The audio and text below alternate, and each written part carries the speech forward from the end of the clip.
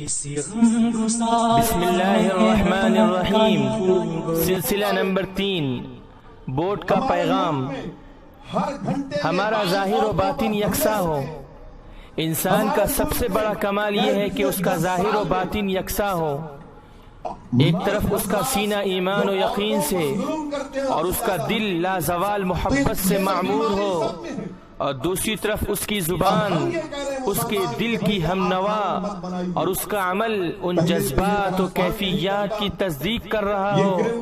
اگر یہ بات کسی انسان کو حاصل ہو جائے تو اس کے ہر قول و عمل اور اس کی ہر تقریر و تحریر میں ایک ایسی کشش اور دل آویزی پیدا ہو جائے گی جس کی تعبیر الفاظ سے نہیں کی جا سکے گی، لیکن اس کی مٹھاس ہر شخص محسوس کرے گا اور اسے ایسا محسوس ہوگا جیسے کسی نے اس کے دل کی بات کہہ دی ہے، یا اس کی گمشدہ دولت اس کو واپس مل گئی ہے۔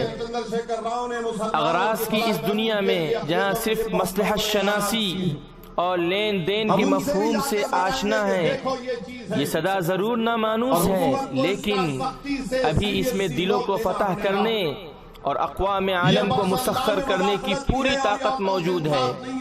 مادیت کے کچلے ہوئے اور اغراض و خواہشات کے بوجھ میں دبے ہوئے انسانوں کے لیے اب بھی اگر کوئی چیز دل آویزی اور قیمت رکھتی ہے تو وہ یہی ایمان و یقین کی طاقت اور ظاہر و باطن کی یکسانیت ہے۔